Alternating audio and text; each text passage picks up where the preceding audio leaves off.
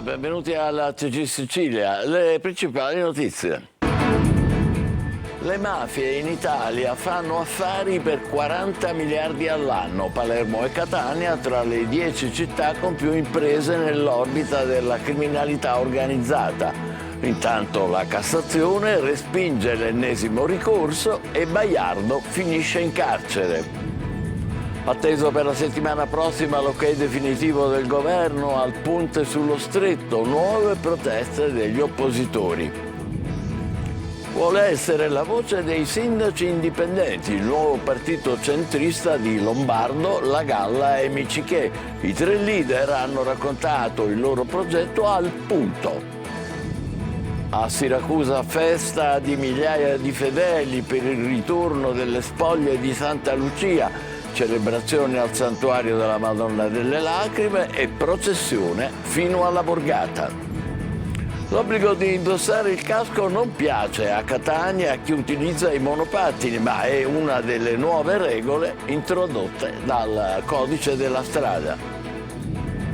Renne volanti, elfi, piste di ghiaccio e stand pieni di dolci, tutti pazzi per la Christmas Town, la città di Natale a Catania. Gran successo della Notte Bianca di ieri. Calcio in Serie B, Palermo tra poco in campo contro il Catanzaro. Dionisi pensa a una squadra a trazione anteriore.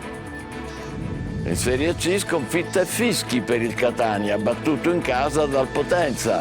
Delude anche il Messina, sconfitto dalla Juventus Next Gen, mentre il Trapani, affidato a Eziolino Capuano, vince a Caserta.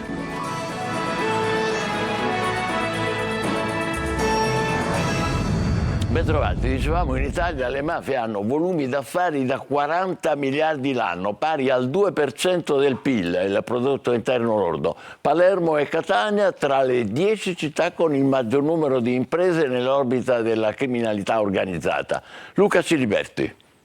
In Sicilia più di 13.000 imprese sono a rischio di infiltrazione della criminalità organizzata. Mafia SPA per fatturato e affari risulta essere la quarta industria del paese con un volume di traffico che si aggira attorno ai 40 miliardi di euro l'anno, una cifra che vale praticamente 2 punti di PIL. A calcolare l'ufficio studi della CGA di Mestre, se si effettua una comparazione puramente teorica che tuttavia consente di dimensionare la portata del fenomeno, l'azienda mafia è dietro solo a Eni, Enel e al gestore dei servizi energetici.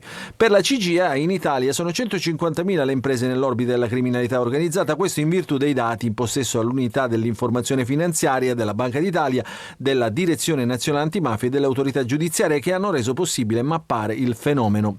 Nonostante le continue operazioni delle forze dell'ordine, i principali business restano il narcotraffico, il traffico di armi, lo smaltimento illegale dei rifiuti, gli appalti pubblici, le scommesse clandestine, il gioco d'azzardo e l'usura. Le estorsioni sono quelle più remunerative e le vittime di questo reato sono quasi esclusivamente gli imprenditori. Napoli, Roma, Milano, Caserta e Brescia le realtà più a rischio. Nel dettaglio in Sicilia colpite 13.000 aziende di cui ben 4.016 nella provincia di Palermo, sesta in questa speciale classifica. Al nono posto c'è Catania con ben 3.291 imprese potenzialmente prossime ai contesti di criminalità organizzata. Trapani è la provincia che si piazza al 20° posto, ma con lo stesso rapporto sul totale del tessuto imprenditoriale locale registrato a Palermo e Catania. 24esima Messina, ultima tra le siciliane, Enna 81esima tra 105.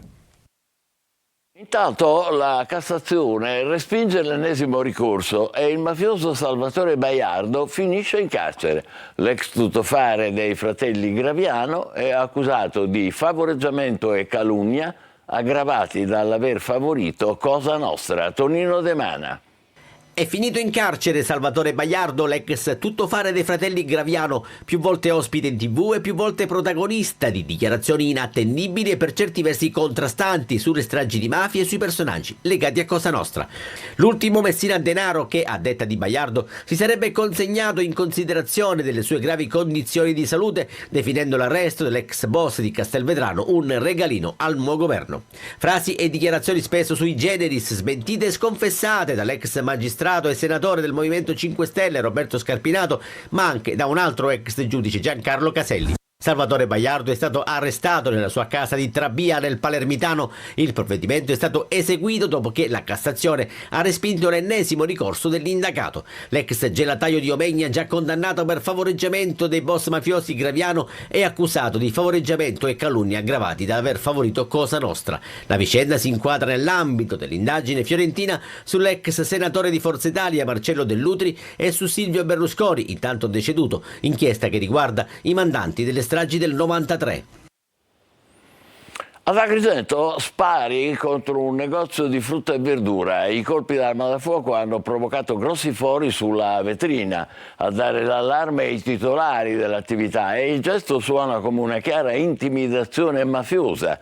I carabinieri stanno acquisendo le telecamere di sicurezza dello stadio e delle altre attività della zona per visionare le immagini. Mentre i comitati No Ponte continuano a manifestare contro l'infrastruttura sullo stretto, il CIPES, il Comitato del Governo per lo Sviluppo Sostenibile, si riunirà la settimana prossima per il via definitivo alla megastruttura. Francesco Triolo. Saranno giorni caldi per il futuro del ponte sullo stretto. Il cronoprogramma stabilito dal governo prevede infatti la convocazione del CIPES, che si riunirà giovedì e venerdì prossimi. Il voto finale invece è atteso per venerdì 27 ed è quello che darà, o meglio dovrebbe dare, il via libera al progetto definitivo e quindi alla fase realizzativa, con la definizione del piano economico-finanziario dell'opera e di tutti gli altri interventi connessi con l'avvio nei primi mesi del 2025 dei cantieri preliminari propedeutici alla realizzazione dell'opera. È il punto di non ritorno, ha sempre voluto precisare l'amministratore delegato della Stretto di Messina Pietro Ciucci. Ma gli echi della protesta contro l'opera sono sempre vivi. I comitati No Ponte ieri hanno manifestato a Piazza del Popolo, un modo per tenere accesi i riflettori ed annunciare le future iniziative anche a livello nazionale. È stato lanciato un appello anche al Presidente della Repubblica Mattarella e distribuito un volantino che sintetizza l'assurdo, a loro parere, iter della Commissione Via Vas e ricostruisce le tappe delle forzature attuate per cercare di approvare il progetto del ponte entro il 31 dicembre 2024. La richiesta è quella che le risorse destinate al ponte vengano utilizzate per opere realmente utili ai territori. Crisi idrica, dissesto idrogeologico, case, strade, autostrade, sanità, ferrovia. Nel menù, in alternativa al ponte, c'è di tutto e di più. Politica siciliana. Nato il nuovo partito centrista di Lombardo, La Galla e Micichè, che punta a essere la voce dei sindaci indipendenti. I tre leader si sono raccontati ospiti del Punto. Manlio Viola. I tre tenori della politica siciliana, l'autonomista Raffaele Lombardo, il sindaco di Palermo Roberto La Galla, l'ex azzurro ma con Forza Italia sempre nel cuore Gianfranco Micichè, sono pronti a lanciare il loro nuovo partito, anche se ancora senza un nome.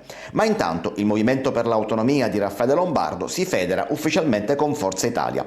Sulla collocazione non pochi, ma nessun dubbio. Siamo nel centrodestra, siamo abbastanza, come dire, abbastanza allergici all'appartenenza militare in questo o in quell'altro partito.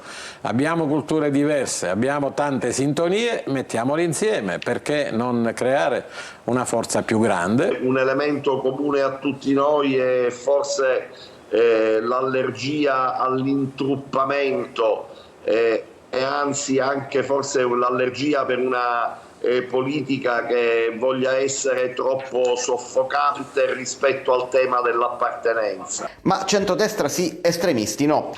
Meno di destra, più di centro, meno invasiva, più disponibile al dialogo con tutti, più inclusiva e meno esclusiva rispetto a quello che ogni tanto abbiamo verificato negli ultimi periodi. Un grande partito di centro che guarda a sinistra, non che fa un passo verso sinistra, ma che per quanto riguarda alcune categorie, alcuni valori, alcune cose, la solidarietà, la lotta alla povertà, il lavoro, l'occupazione, eccetera, l'emigrazione, eccetera, eccetera, l'ispirazione è quella. Il messaggio lanciato al governatore Renato Schifani è chiaro: non devi temerci perché siamo pronti ad appoggiarti anche se ricandidato, ma da qui al 2027 ancora tante cose possono accadere. Voltiamo pagina, le spoglie di Santa Lucia sono a Siracusa. Ieri sera migliaia di devoti ne hanno accolto l'arrivo da Venezia, prima con la celebrazione al santuario della Madonna delle Lacrime e dopo con la processione fino alla Borgata. Francesco Aloi. Adesso possiamo dirlo, Santa Lucia è alla Borgata, a casa sua.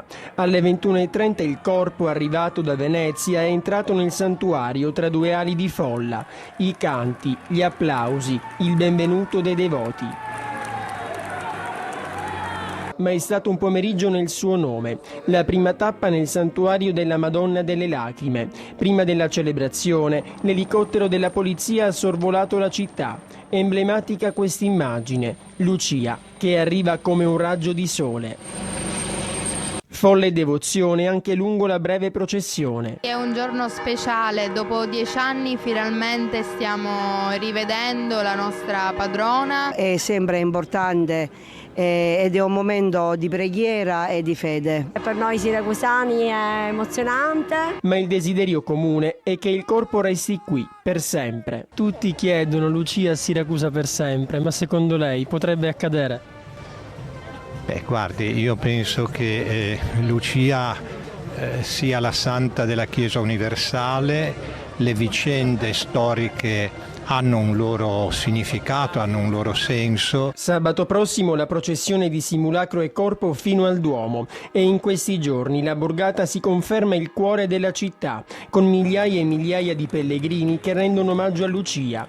Prima di tornare a Venezia, comunque, passerà anche da Carlentini, Belpasso, Acicatena e Catania.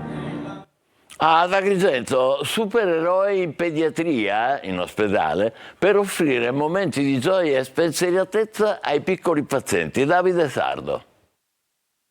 Esplosione di gioia, stupore ed entusiasmo tra i piccoli degenti del reparto pediatria dell'ospedale San Giovanni di Dio di Agrigento. Alla finestra delle loro stanze si sono affacciati a sorpresa i supereroi. I beniamini dei bambini si sono calati in pediatria dal tetto con delle funi.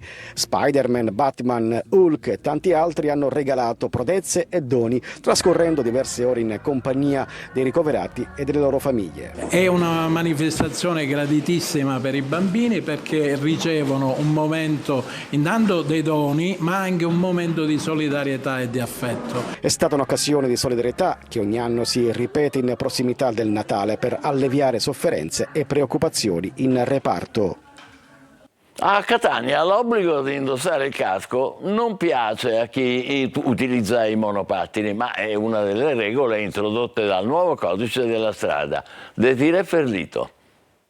Il casco va messo? Va indossato, lo so, e devo abituarmi all'idea. La riforma del codice della strada ha colto tutti di sorpresa. Ad accusare il cambio di rotta sono stati più di tutti i conducenti dei monopattini elettrici. Tra le misure immediatamente efficaci l'obbligo di indossare il casco. Va bene, allora quello lo metta, mi raccomando. Lo metto subito, dai, in diretta. Bene, buon viaggio allora. Grazie, arrivederci.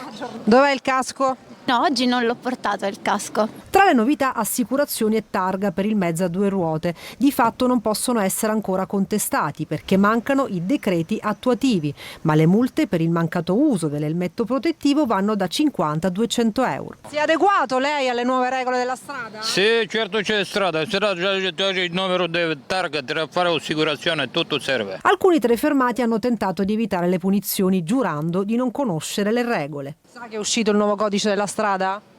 Sì. Che prevede l'utilizzo del...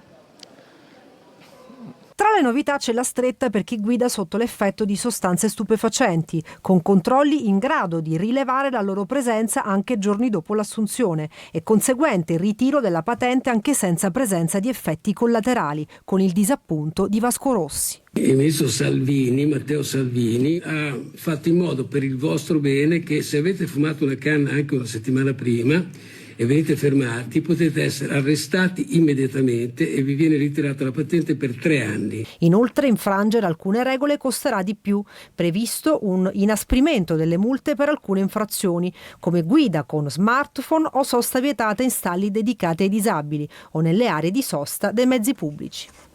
Ancora a Catania, mercatini, festoni, addobbi natalizi, Palazzo degli Elefanti in ristrutturazione, illuminato da spettacolari fasci di luce. La città si è accesa ieri sera con la Notte Bianca, un evento che ha animato le vie del centro storico fino a Piazza Federico di Svevia. L'iniziativa, inserita nel calendario delle manifestazioni per Natale, è stata organizzata dalla 7ª Commissione Consiliare. Musica, cultura, giochi, spettacoli itineranti e tanto divertimento per grandi e piccoli. Ingresso a €1 e boom di visitatori all'Anfiteatro Romano. Oltre 1.600 presenze, al Castello Ursino più di 1.000 tagliandi e al Museo Bellini oltre 600. E restiamo in città, Catania, renne volanti, elfi, piste di ghiaccio e stand pieni di dolci, tutti pazzi per la Christmas Town, la città del Natale, l'attrazione a tema natalizio più visitata del periodo e anche il più grande parco tematico del sud. Eva Spampinato.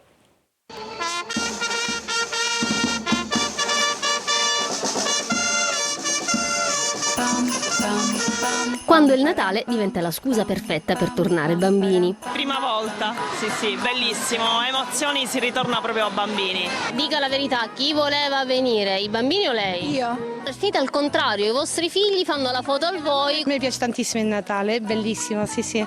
Il Christmas Town piace proprio a tutti e anche oggi è un'altra giornata sold out nel più grande parco tematico dedicato al Natale del Sud Italia, dove i visitatori arrivano da tutte le parti della Sicilia e non solo. Da Moia accanto, da Floridia.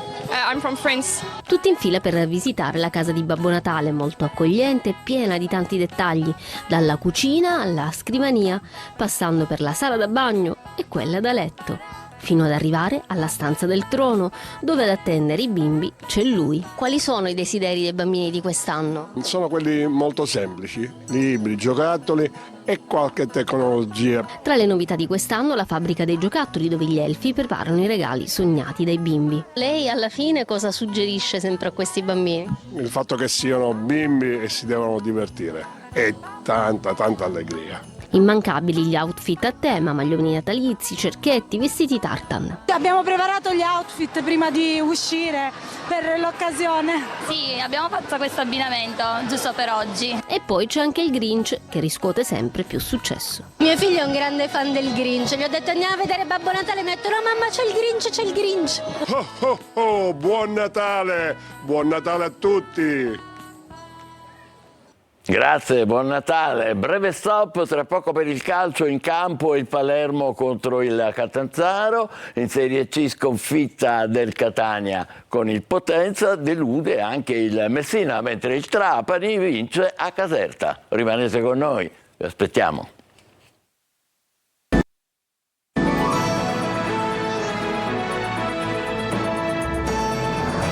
Eccoci di nuovo insieme, calcio in Serie B, il Palermo va all'assalto del Catanzaro. Dionisi pensa a una squadra a trazione anteriore. Al Barbera fisso d'inizio alle 15. Marco Gullà. Ci siamo andati piano, dobbiamo andare forte, di testa e con le gambe.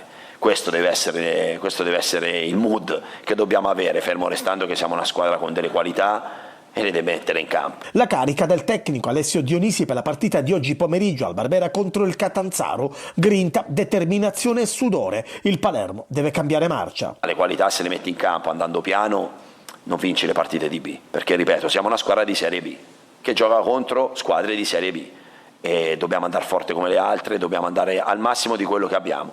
Emergenza terzino destro per il Palermo. I rosanero nella gara contro i calabresi dovranno fare a meno di Diachité, che è stato costretto a fermarsi per un risentimento muscolare. Non c'è nemmeno Pierozzi, dovrebbe giocare Buttaro. Dionisi sta valutando anche un cambio modulo. In avanti dovrebbe esserci invece titolare Brunori con Insigne e Di Francesco. Fischio d'inizio alle 15.